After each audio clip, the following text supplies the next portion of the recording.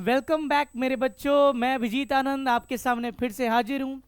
तो arms academy की तरफ से आज नीट 60 डेज पावर सीरीज में मैं नया टॉपिक लेके आया हूँ और जिसका नाम है friction. One of the most important topic. इसके क्वेश्चन डायरेक्ट नीट में पिछले प्रीवियस ईयर्स में बहुत सारे पूछे गए हैं और एप्लीकेशन इसका आप तो जानते होंगे। अगर आपने ट्वेल्थ कर रखा है, आप ट्वेल्थ के बाद ये तैयारी कर रहे हैं, तो ज़रूर आपने देखा होगा इसकी एप्लीकेशन आपको लास्ट के मॉडर्न फिजिक्स तक मिली होगी। आपने देखा होगा सारे जगह इसका एप्लीकेशन है, इवन इलेक्ट्रोस्टैट्स में तो कहीं भी इसका यूज़ किया जा सकता है। तो इसके कॉन्सेप्ट को समझते हैं और देखते हैं कि पिछले कुछ सालों में कैसा डायरेक्ट क्वेश्चन फ्रिक्शन से पूछा गया है, उसको सॉल्व करके अपने कॉन्सेप्ट को मजबूत करेंगे और 4 मार्क्स सिक्योर करने की कोशिश करेंगे। तो चलिए स्टार्ट करते हैं। सबसे पहले आता है what is the basic definition of friction. तो जब भी दो बॉडीज के बीच में रिलेटिव मोशन होगी, या तो ऊपर वाला बॉडी मूव करना चाहेगा या तो नीचे वाला बॉडी मूव करना चाहेगा। अगर जब भी दो बॉडीज, दो सरफेस के बीच में रिलेटिव मोशन होगा, रिलेटिव मोशन कहने का मतलब ऐसा भी हो सकता है दो बॉडी साथ साथ वेलोसिटी से जा रहे हैं, उस समय फ्रिक्शन नहीं लग रही होगी अगर दोनों साथ साथ जा रहे होंगे तो। बट जब भी एक बॉडी दूसरे बॉडी के रिस्पेक्ट में आगे बढ़ना चाहता है तब फ्रिक्शन लगता है। या कभी कभी ऐसा भी होता है कि आपने दो बॉडीज कंबाइन थे और आप नीचे वाले बॉडी को खींच रहे हो और उसके साथ साथ दोनों बॉडी आगे बढ़ रही है, तब भी फ्रिक्शन लग रहा होगा। तो तब भी फ्रिक्शन लग रहा होगा, तभी ऊपर वाला बॉडी भी उसके साथ जा रहा है। तो जरूरी नहीं है, अगर बॉडीज हमेशा शुरुआत में दो चिप मीन्स रखे हुए, दोनों बॉडी सेम वेलोसिटी से जा रहा है, तब अलग बात है। बट अगर दोनों बॉडी कांटेक्ट में थे तब हो सकता है फ्रिक्शन ना हो। बट दोनों बॉडी अगर कांटेक्ट में थे और नीचे वाले को आपने खींचने का प्रयास किया, फोर्स लगाया और उसके साथ साथ ऊपर वाला बॉडीज भी चलने लग गया, देन फ्रिक्शन के चलते ही ऐसा होता है और कोई कारण नहीं हो सकता है। And friction is the only reason due to which you are able to walk on the road. अगर फ्रिक्शन आज नहीं होता तो आपकी पैर स्लिप कर जाती और आप चलने में आपको बहुत दिक्कत आती। आप अगर ट्राई करना कभी आइस पे चलने का कोशिश करना या ग्लास पे चलने का कोशिश करना, या आपने देखा होगा मडी फील्ड जहाँ पे कीचड़ होता है वहाँ पे पैर आपका फिसल जाता है, फ्रिक्शन ना होने के चलते you slip and you fall down. तो होता क्या है कि दो बॉडीज, अब इसको एक्सप्लेन किया जाता है कि फ्रिक्शन आता क्यों है। तो अगर आप माइक्रो लेवल पे देखोगे, बहुत स्मॉल स्केल पे देखोगे या माइक्रोस्कोप लगा के देखोगे, तो आपको दिखेगा कि बॉडीज कितना भी प्लेन हो उसमें कुछ ना कुछ कर्व सरफेस होता है, रफ सरफेस होता है, कर्वी नेचर का होता है। Then due to curvy nature there is an interlocking. अगर आप देखोगे due to curving nature there is an interlocking between them, interlocking बन जाता है, इंटरलॉकिंग बन जाता है। इंटरलॉकिंग बनने के चलते when you try to move them then that friction occurs due to the roughness और patchness in rough patch in the surface of the body. और ये दिखता कब है? जब हम लोग माइक्रोस्कोप लेवल पे देखेंगे तब। ऐसे तो आपको लगेगा ग्लास बहुत सरफेस स्मूथ सरफेस है, बट आप उसको माइक्रोस्कोपिक लेवल पे देखोगे, आप एक पिच रोड को आपको लगता है कितना स्मूथ है, बट उस पर भी बहुत ज़्यादा रफनेस है जब आप उसको माइक्रो लेवल पे देखोगे तो this is not that much important कि please draw me the figure. आपको बोर्ड्स नहीं देना, आपको कॉन्सेप्ट को समझ के उसको यू मीन्स कैसे अप्लाई करना होता है ये सीखना है। तो चलो आगे बढ़ते हैं। कितने प्रकार के फ्रिक्शन हमें स्टडी करना है? बेसिकली हमें बहुत वेराइटीज़ के, बहुत based on different different thing means friction को बांटा गया, बट हमारे काम का, जो हमारे नीट के काम का है, वो दो ही है, static friction and kinetic friction. थोड़ा सा इसके बारे में डिटेल में देखते हैं क्योंकि यही दोनों फ्रिक्शन लगता है and this is the most important friction which you have to study. चलिए देखते हैं अगला क्या है। अगर हम देखें तो सबसे पहले अगला जो फ्रिक्शन काम में आता है दैट इज स्टैटिक फ्रिक्शन, जो हमें पढ़ना है। और क्या कह रहा है स्टैटिक फ्रिक्शन?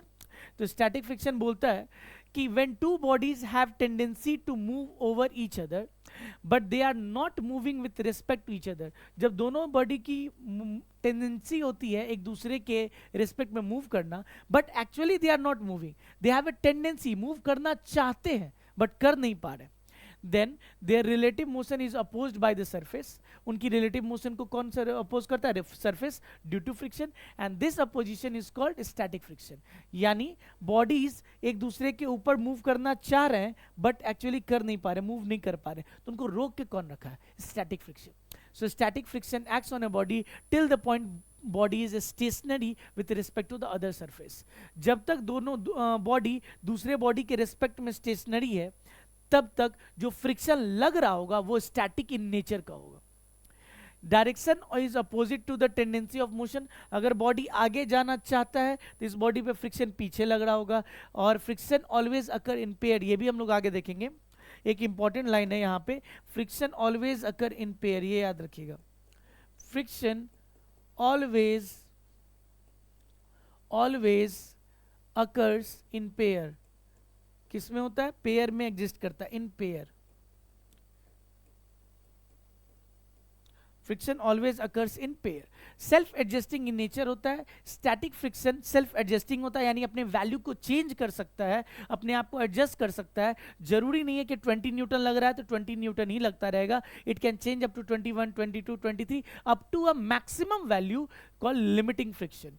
तो आप अगर देखोगे एफ स्टैटिक फ्रिक्शन जो होता है, स्टैटिक फ्रिक्शन को हम लोग एफ एस से दिखाते हैं। उसकी मैक्सिमम वैल्यू कितनी होती है? फ्रिक्शन की लिमिटिंग वैल्यू होती है, और it is always less than the limiting value. और मिनिमम वैल्यू कितनी होती है? 0। 0 से लेके कहाँ तक होती है? लिमिटिंग वैल्यू तक होती है स्टैटिक फ्रिक्शन की वैल्यू। तो it is greater than equal to 0। 0 भी हो सकती है, किस केस में बताऊंगा। चलिए इसकी पहले फॉर्मूला देख लेते हैं कि लिमिटिंग फ्रिक्शन की फॉर्मूला क्या होती है। तो आपको एक और चीज बता देता हूं, कोई भी सरफेस है तो सरफेस का मुझे दो चीज दिया होगा, एक म्यू एस दिया होगा और एक और नहीं, एंड दोनों दिया रह सकता है, एंड म्यू के दिया होगा। सो this is called coefficient of static friction and coefficient of kinetic friction. तो अपना फ्रिक्शन की लिमिटिंग वैल्यू का वैल्यू होता है mu s normal. Normal is the normal force that is acting on the body. कोई भी बॉडी के लिए, अगर कोई बॉडी है तो आप, अगर वो 5 kg का बॉडी है तो उसके ऊपर में नॉर्मल क्या लग रहा होगा बच्चा? नॉर्मल तो ग्राउंड से लग रहा होगा, एंड उसका अपना क्या होगा? mg होगा। तो मोस्ट ऑफ द केसेस में normal, most of the cases, not all time, most of the cases में नॉर्मल mg के बराबर आ जाता है।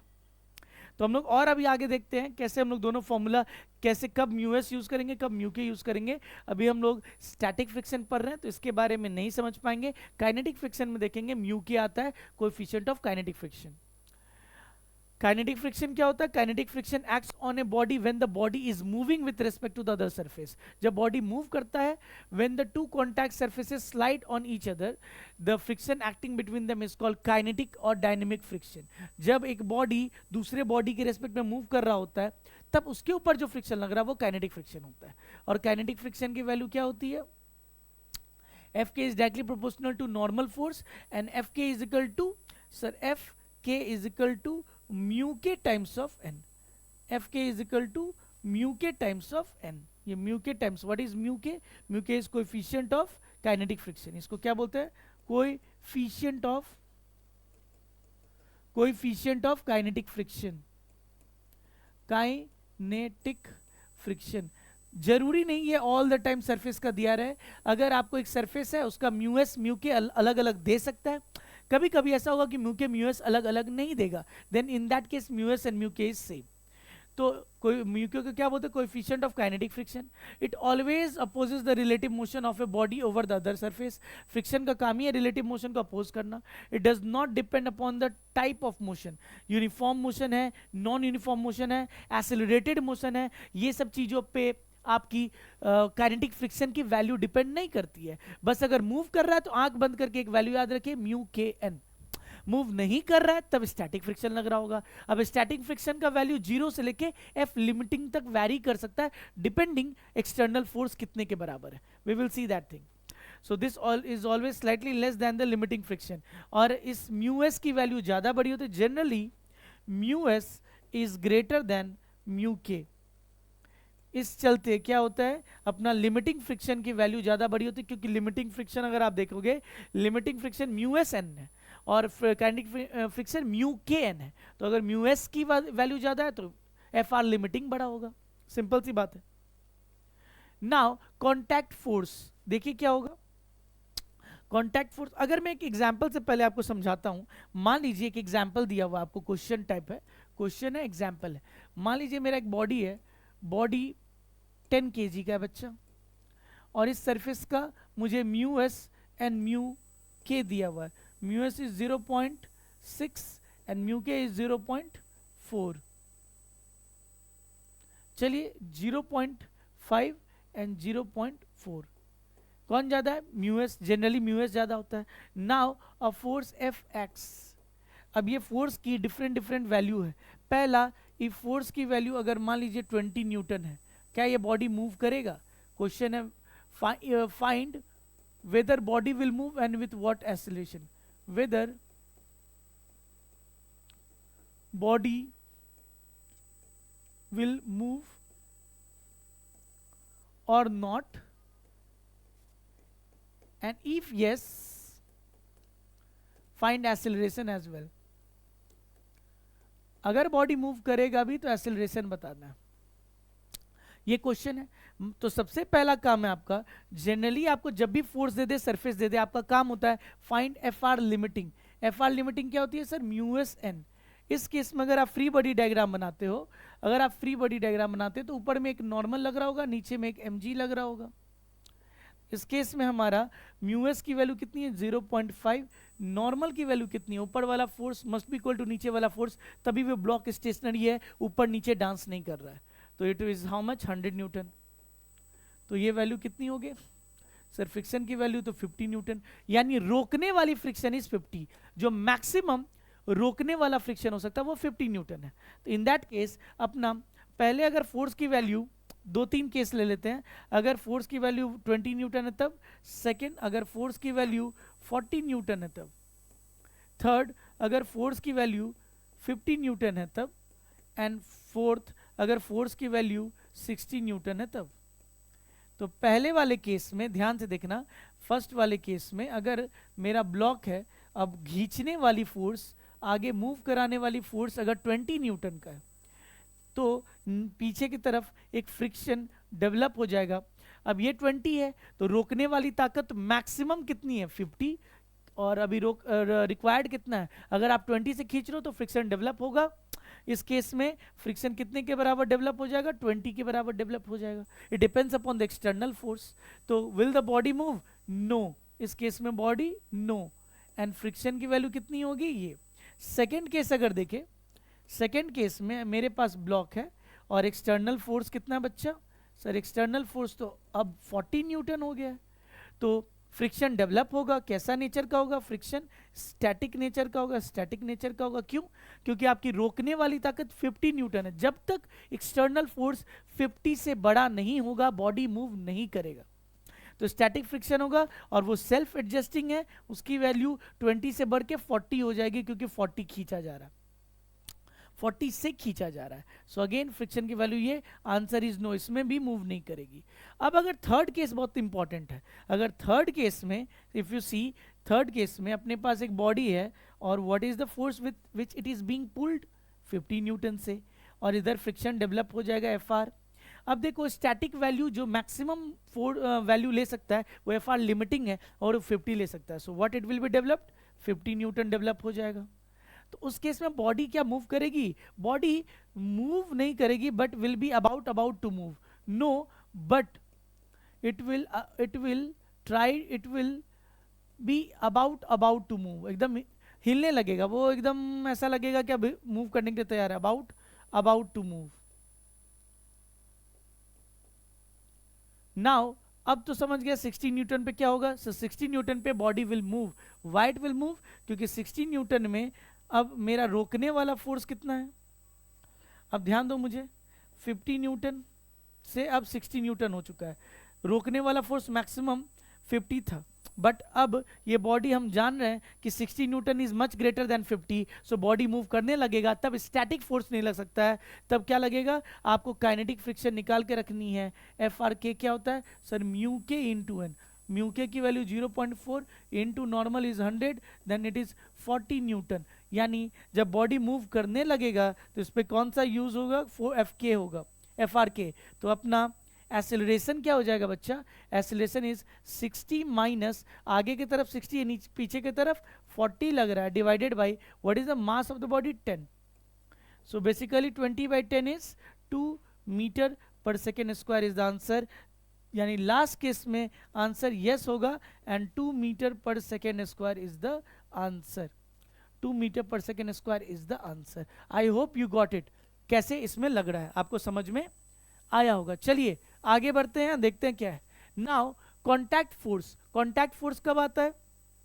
अभी तक हमें लगता था कि normal force is only the contact force, so गलत। अगर एक एक्सटर्नल फोर्स लग रहा है तो पीछे की तरफ फ्रिक्शन डेवलप हो जाएगा, और बॉडी पे अगर फ्रिक्शन डेवलप हो जाएगा तो contact force basically normal and friction दोनों का रिजल्टेंट होता है। याद रखना, contact force is basically, contact force को सी से दिखाते हैं, it is basically what, normal का स्क्वायर प्लस फ्रिक्शन का स्क्वायर।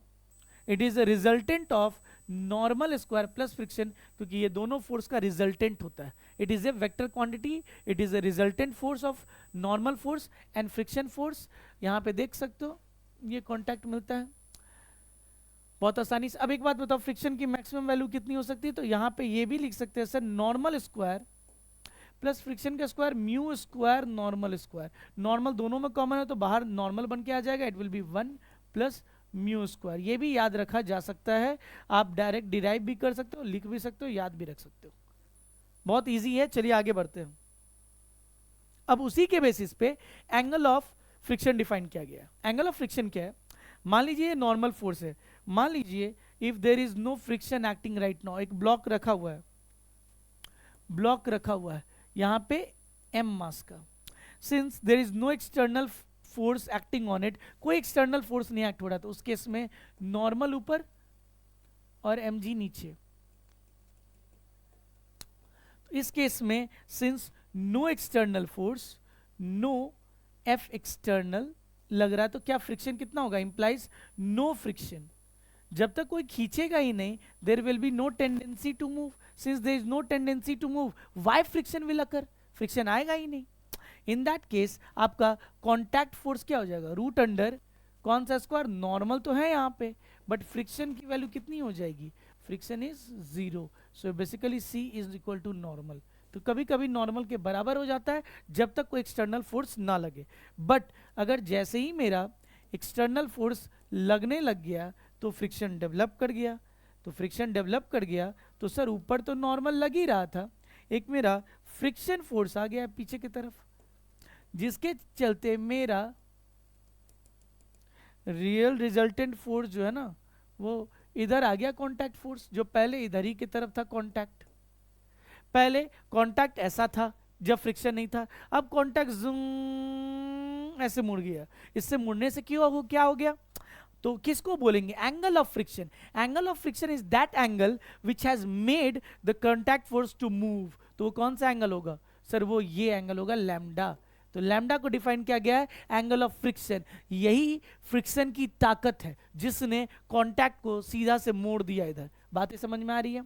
तो इसकी वैल्यू कितनी हो जाएगी सर? अगर मैं tan लैम्डा लिखूं, why this angle is taken as angle of friction, why not this angle? this angle, इस एंगल को क्यों नहीं लेते हैं? क्योंकि सर पहले कांटेक्ट ऐसे था और कांटेक्ट उधर मुड़ने में किसका हाथ है? हाथ है फ्रिक्शन फोर्स का। तो इसीलिए कितना मुड़ गया, नॉर्मल से कितना एंगल मुड़ गया contact, that is angle of friction, और वही फ्रिक्शन की ताकत है। तो tan lambda is equal to perpendicular by base, perpendicular is friction force by base is normal.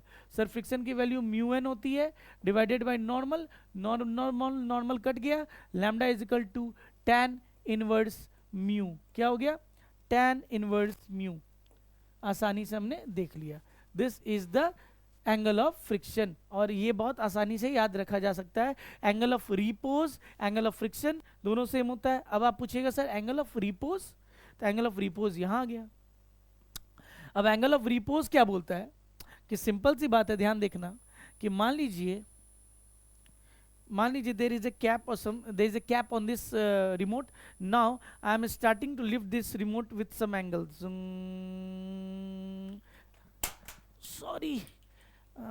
Sorry, what happened? Can you see?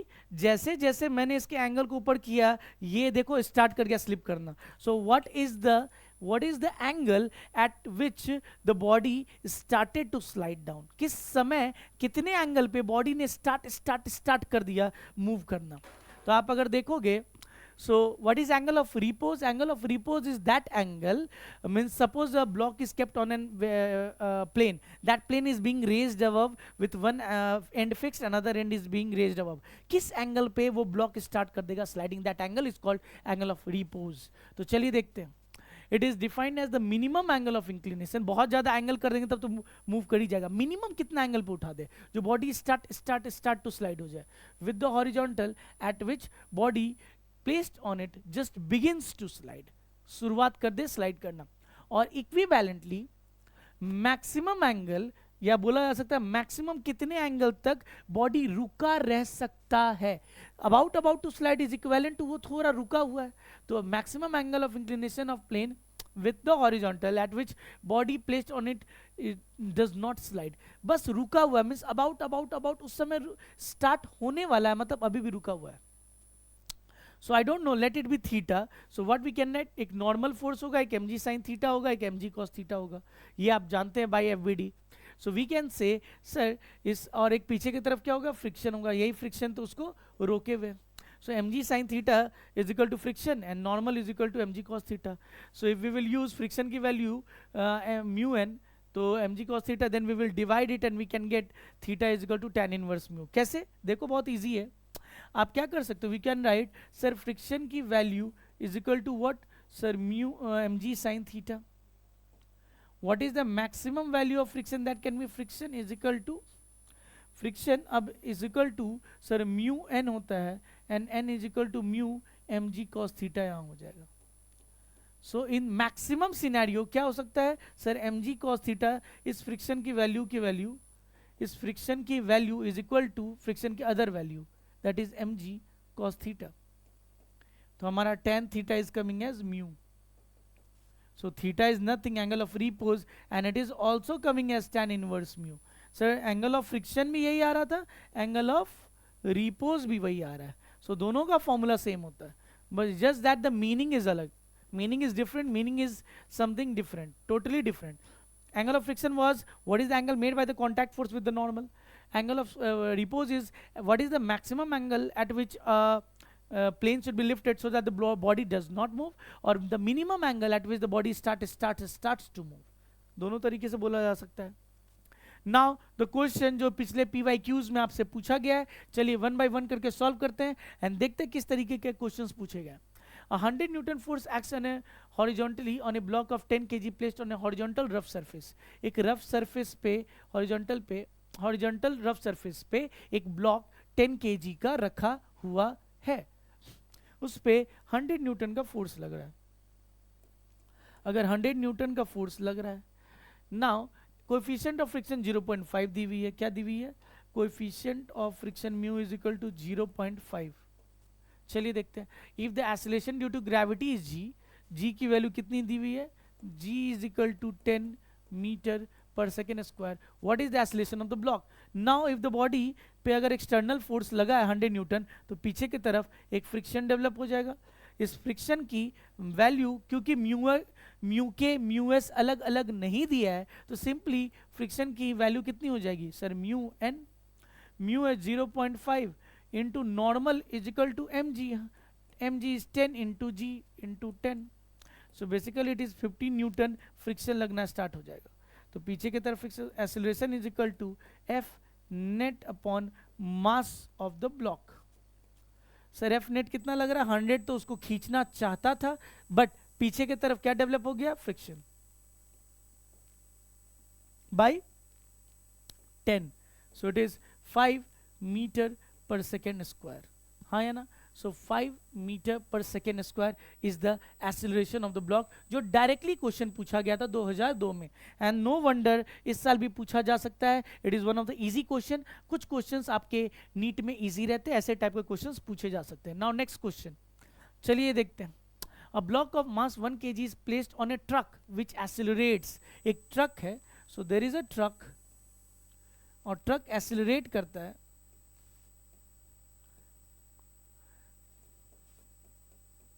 अगर ट्रक एक्सेलरेट कर रहा है, देन उस पर एक ब्लॉक रखा हुआ है, उस पर क्या रखा हुआ है, ब्लॉक। नाउ ट्रक एक्सेलरेट कितने से करता है, accelerates with an acceleration of 5 metre per second square. ये 5 मीटर पर सेकेंड स्क्वायर से एक्सेलरेट कर रहा है। तो coefficient of static friction between the block and the truck is, अगर कोएफिशिएंट ऑफ फ्रिक्शन इस पे देखें, म्यू इज इक्वल टू 0.6 दिया हुआ है, उसके चलते वो रुका हुआ रह सकता है। तो चलिए पहले समझते हैं, अगर मैं इस ट्रक पे ही एक आदमी को खड़ा कर दूं, तो उसके लिए तो ब्लॉक स्टेशनरी है, बट स्यूडो फोर्स लगाना पड़ेगा, क्योंकि अगर ट्रक एसिलेट हो रहा है तो इस आदमी, ये भी आदमी एसिलेट हो रहा है, तो ये स्यूडो फोर्स लगा देगा, that is mass of the block, जो मास ऑफ द ब्लॉक है, into acceleration of the object, acceleration of the object. अब क्योंकि ये ब्लॉक पे एक स्यूडो फोर्स लग रहा है तो ये पीछे जाना चाहेगा, तो उसको कौन रोकेगा? फ्रिक्शन रोकेगा, फ्रिक्शन स्टैटिक लग रहा हो। So we can say friction static right now is equal to M A not, M A mass of that block is how much? 1, what is acceleration? 5। So अभी 5 न्यूटन की force लग रही होगी। Maximum value of this static कितना हो सकता था? So F R static could have mu S N, जो उसकी मैक्सिमम ताकत हो सकती थी रोकने वाली। तो सर म्यू एस की वैल्यू कितनी है? 0.6, normal of the block 10, so 6 Newton maximum friction लग सकता था, बट उसकी जरूरत नहीं है, क्योंकि ये एक्सेलरेट अगर 5 से कर रहा है तो उसको स्यूडो फोर्स खींचने वाला 5 ही न्यूटन होगा, तो अभी स्टैटिक फोर्स की वैल्यू 5 न्यूटन होगी। बट पूछता what is the maximum static force that can be applied on the block, that could have been 6। अभी कितना लग रहा है? 5। डिपेंड करता है एक्सटर्नल फोर्स कितना है, तो आंसर हो जाएगा 5। बहुत बच्चा 6 मार्क आएंगे अगर म्यू एस एन लिखेंगे। जरूरी नहीं है कि लिमिटिंग फोर्स हर समय लगे, लिमिटिंग फोर्स तब यूज होती है जब उतना की जरूरत होती है। चलिए थर्ड क्वेश्चन देखते हैं, इस क्वेश्चन को सॉल्व करते हैं। A block has been placed on an inclined plane with an angle of theta. The block slides down the plane at a constant speed. एक प्लेन पे रखा, इंक्लाइन प्लेन पे रखा हुआ एक ब्लॉक, एक इंक्लाइन प्लेन पे क्या रखा हुआ है? चलो ब्लॉक रखा हुआ है, और वो ब्लॉक मान लीजिए ये थीटा एंगल पे इंक्लाइन प्लेन है, इस पे फोर्स कौन कौन सी लग रही होगी? एक फोर्स तो एम जी साइन थीटा लग रही होगी, जो इसको मूव कराना चाह रहा होगा। अगर सिर्फ ये फोर्स लग रही होती तब तो ये एक्सेलरेट करता, बट ये एक्सेलरेट नहीं कर रहा है, यानी जरूर इसके इस फोर्स को कोई काउंटर बैलेंस कर रहा है, और वो और कोई नहीं फ्रिक्शन हो सकता है। और एक force perpendicular to the body, एक नॉर्मल दिखा सकते हैं, और एक इधर लग रहा होगा आपको एम जी कॉस थीटा। तो अभी since the body is moving with a constant speed, इस पे कांस्टेंट स्पीड से जा रहा है, तो we can say sir when a body is moving with constant speed, net force in that direction must be equal 0, net force should be 0। So can we say M G sine theta must be equal to friction, और friction की value कितनी होती है? तो friction is mu M N होता है, mu N होता है, और इस केस में हमारा एन क्या है? एम जी कॉस थीटा है। सो can I say sir mu M G cos theta is equal to M G sine theta. So we can cancel M G, so tan theta is coming as mu. So what they are asking, the coefficient of kinetic friction इस case में क्या हो जाएगा? Coefficient of kinetic friction mu K is equal to tan theta. क्यों kinetic friction बोलना? क्योंकि body move कर रही है और ये फ्रिक्शन लग रहा होगा, so mu is equal to tan theta हम बोल सकते हैं, कोई बहुत बड़ी बात नहीं है। चलिए नेक्स्ट क्वेश्चन, ये अच्छा क्वेश्चन है, चलिए सॉल्व करते हैं, बहुत अच्छी क्वेश्चन है। थोड़ा सा स्क्वीज कर दिया जाए तो थोड़ा आपको स्पेस ज़्यादा मिल जाएगा, आपको नहीं, मेरे को स्पेस ज़्यादा मिल जाएगा, और आपको देखने का भी चाहिए कि लेटर्स दिखे भी। चलिए I hope you are able to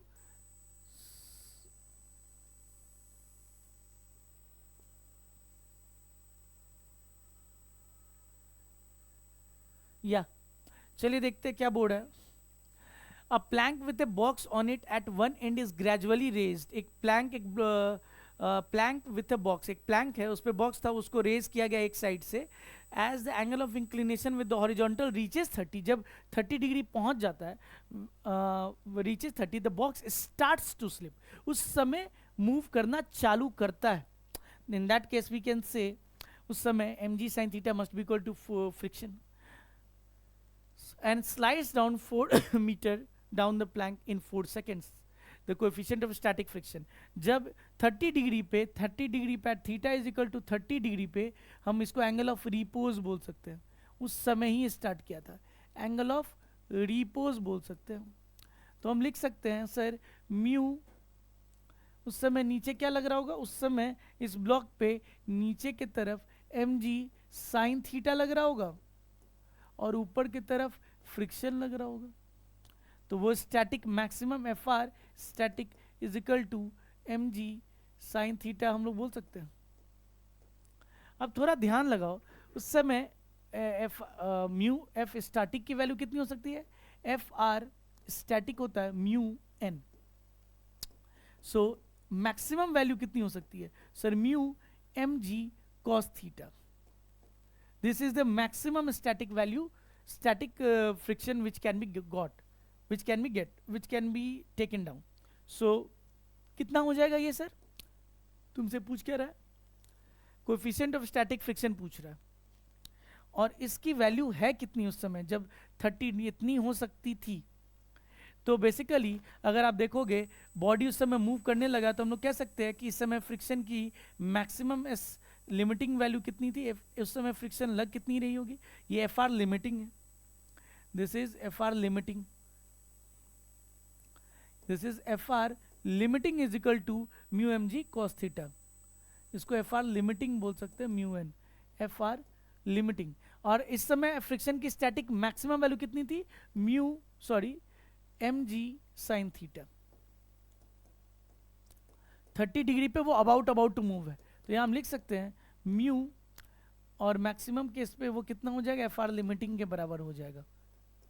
eight maximum case, maximum angle,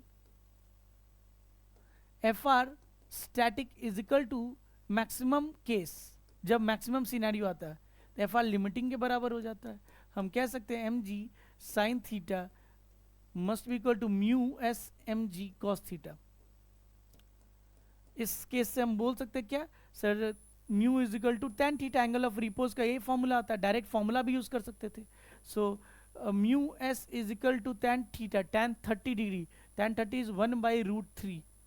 अब ये वैल्यूज आपको डेसिमल में दिए हुए हैं, तो कैसे निकालेंगे? So I can write mu S is equal to 1/√3 into √3 divided by √3। I am doing rationalisation, 3 into 3, so √3/3, और √3 की वैल्यू 1.732 होता है divided by 3, so it is 0.5, 3 5 जा 15, 2 23, so 7, 0.57, it is up to 1 place of decimal, so आपको rounding of करना होगा, and it is basically 0.6। ये तो हमारा आ गया एंड म्यू स्टैटिक। नाउ अब बोल रहा है कि जब वो मूव करने लगा तब तो फ्रिक्शन दूसरा लग रहा होगा, जब मूव करने लग गया होगा तब तो फ्रिक्शन एफ आर के लग रहा होगा। तो इन that case during for motion, while in motion, while in motion, अगर हम एबीडी बनाए बॉडी की, जब बॉडी मूव करने लग गया होगा तो उस समय एम जी, उस पर फोर्स क्या लग रहा होगा सर? नीचे की तरफ एम जी साइन थीटा, और ऊपर की तरफ एफ आर के। तो एक्सेलरेशन हम क्या लिख सकते हैं? Acceleration is equal to sir M G sine theta minus F R K. तो क्या लिख सकते हैं? M G sine 30 degree minus mu K M G cos 30 degree. तो मास कितना बच्चा इस बॉडी का? Acceleration is net force by mass ना, ये तो फोर्स नेट फोर्स आएगा डिवाइडेड बाय मास, मास से मास कैंसिल हो जाएगा, so it is g/2 minus g mu के g√3/2। if I will take it as common g/2, 1 minus mu k √3 is coming. Now this is our acceleration, और ये block 4 seconds में 4 metre गया है। if I will apply the equation of motion, so I can write s is equal to half at square, displacement is 4, is equal to half acceleration into 4 square, so acceleration is coming as what? 1/2, 0.5. Acceleration is coming as 1/2, 0.5. Now I can equate, sir ये मेरा acceleration है, ये मेरा acceleration है, तो मैं equate कर सकता हूँ g/2 into 1 minus g/2 into 1 minus mu √3 is equal to 1/2। So 2 get cancelled. 1 minus mu root 3 is equal to 1 by g. So I can take mu root 3 is equal to 1 minus 1 by 10. G की value 10 ले लिया. So it is 9 by 10. So mu root 3 is equal to mu k root 3. Mu k. Because it was mu k. So now mu k is coming as 9 by 10 by root 3. Again ऊपर में भी root 3 कर दो, नीचे में भी root 3 कर दो. So what does it become? So 9 root 3 divided by 10 into 3. So 3 times. So what does it become? 3 into 1.732 divided by 10. So what does it become? Tell me. 2 3s are 6, 3 3s are 9, 7 3s are 21, हाथ मेरा 5. So 3 and 1 4. So 0.52. So if we will do 0.5 is the answer. 0.5 is the answer. So 0.6, 0.5. 0.6, 0.5 is the answer. You can see it was a very good question asked in 2015. A very good question. आपको दोनों चीज पूछा. उन्होंने angle of repose भी पूछा था, उन्होंने जब मोशन तो म्यू के भी पूछा. It could have taken 2 minutes. ये अच्छा क्वेश्चन था, 2 मिनट इसमें लगता. नेक्स्ट.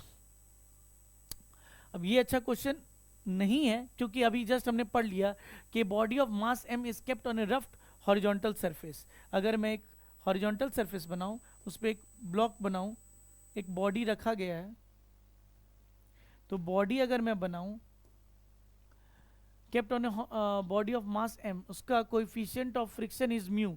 उस सरफेस का कोएफिशिएंट म्यू दिया हुआ है. A horizontal force is applied on the body but it does not move. उस पर हम फोर्स लगाते हैं, कुछ फोर्स लगाया गया है. सो फोर्स एक्सटर्नल बोल दो इसे, क्योंकि एफ यूज किया गया है. फोर्स एक्सटर्नल लगाया गया है, फिर भी नहीं ये मूव कर रहा है, तो यानी इसका मतलब जरूर इस पर फ्रिक्शन होगा और एक नॉर्मल लग रहा होगा. The resultant of the normal reaction and the frictional force acting on the object is given by F. तो वो एफ से दिया जाता है जो रिजल्टेंट है. तो what is the resultant force which we can say? Let that resultant force be contact force. Contact उसको एफ से दिखाया गया है, तो वी कैन से एफ. क्या एफ एम जी के बराबर है? नो. एन वो नॉर्मल नहीं है जो एम जी के बराबर होगा. क्या F is directly sum? Normal sum नहीं, it is a vector. So F mod of F is mu M G. No, friction के बराबर भी नहीं है. This friction. अब ध्यान से देखिए, ये फोर्स, ये जो फोर्स होता है normal contact force is basically is nothing but what can be said, it is less than this. The resultant force is maximum. अब एक बात बोलो, ये मैं बोल सकता हूँ friction force is always less than equal to F R limiting. तो frictional force is always less than what? Frictional limiting, that is mu n. So friction is always less than mu mg. ये तो हम बोल सकते हैं. Since friction की value इससे ज़्यादा हो नहीं सकती है, and normal is also means something like root under what? Normal नहीं, contact force F. Contact force क्या हो जाएगा? Resultant of normal square plus friction square. अब फ्रिक्शन की वैल्यू इससे ज़्यादा नहीं हो सकती, तो हम ये भी बोल सकते हैं कॉन्टैक्ट फोर्स की वैल्यू इससे ज़्यादा नहीं हो सकती. किससे? जब मैक्सिमम वैल्यू रख देंगे, that is normal square plus mu M G का होल स्क्वायर. आप अगर देखोगे नॉर्मल की वैल्यू क्या रख सकते हैं? Normal is equal to M g. If I will take m g common, तो what will become? Sir friction can be less than m g. बाहर निकाल दो, not friction, sorry, F resultant force 1 plus mu square. Resultant force किस पे depend करता है? Friction पे. Friction की मैक्सिमम वैल्यू क्या हो सकती है? Mu M G. तो कॉन्टैक्ट फोर्स की भी मैक्सिमम वैल्यू इससे तो कम ही होगी. सो वही रिलेशन यूज किया है. Since friction has a condition of this one, F R friction is always less than the limiting value, so we will also use it for normal contact force. Not normal contact force, contact force. The resultant of normal reaction and the frictional force is called contact force F. तो उसकी value भी इस पे भी depend करेगी. Next question चलिए देखते हैं. and let it be last question. The coefficient of static friction is mu s between the block A and B, as table is shown below. Shown in the figure 0.2. Let it be figure 0.2. यहाँ पे coefficient of friction is 0.2. The coefficient of static friction mu s between block A of mass 2 and the table as shown in the figure is 0.2. अच्छा, ये coefficient of friction mu s दिया हुआ है 0.2. What would be the maximum mass of B so that two blocks does not move? So अगर मैं force बनाऊं तो इसमें क्या लगेगा mg, इसके चलते इसमें क्या डेवलप हो जाएगा टेंशन, जिसके चलते यहाँ क्या डेवलप हो जाएगा टेंशन, हाँ या ना. And tension will try to pull this A block forward, और इसको रोकने वाला कौन ब्लॉक होगा, इसको रोकने वाला कौन सा फोर्स होगा, सॉरी फ्रिक्शन. एक बात बताओ मुझे, तो can I say friction is equal to tension that is equal to mg अगर ये ब्लॉक मूव नहीं कर रहा है. फ्रिक्शन यहाँ पे को रोकने वाला टेंशन, और टेंशन किस पे डिपेंड करता है, mg पे और मास ऑफ b पे. सो फ्रिक्शन की value is basically mass of b into g. अब फ्रिक्शन ये स्टैटिक नेचर का है क्योंकि रुका हुआ है. Static is always less than friction की लिमिटिंग वैल्यू. जब भी मैक्सिमम और मिनिमम पूछे आपको ये कंडीशन तो यूज करने आना ही चाहिए. सो फ्रिक्शन की स्टैटिक वैल्यू अभी है क्या, m of b into g should be less than, friction की लिमिटिंग वैल्यू क्या होती है sir, mu s into normal. So M b की value should be less than mu s into normal divided by g. So mu s normal की value क्या हो जाएगी 2g divided by g गॉन. So mu S is given 0.2 into 2, so 0.4. So M B should be less than 0.4. So maximum value कितनी हो सकती है 0.4 kg. 0.4 kg less than equal to है. मैक्सिमम वैल्यू कितनी हो सकती है 0.4. उससे ज्यादा रखेंगे तो फिर वो ब्लॉक नीचे जाने लगेगा, इतने पे वो रुका हुआ रह सकता है. आई hope you got the concept of means static friction and kinetic friction कैसे क्वेश्चंस में अप्लाई होते हैं, कौन कौन से क्वेश्चंस में डायरेक्ट इसको पूछा गया है. So keep on watching the video, we will come up with more kind of videos from different chapter जहां से बहुत सारा क्वेश्चंस नीट में पूछा गया है PYQs में. And we are trying to cover, we are trying to analyse those topic, और उस वही आपको नीट 60 डेज में हम लोग लेके आ रहे हैं. So keep watching Arms Academy and do subscribe the channel, and till then take care, bye bye, अपना ख्याल रखिए.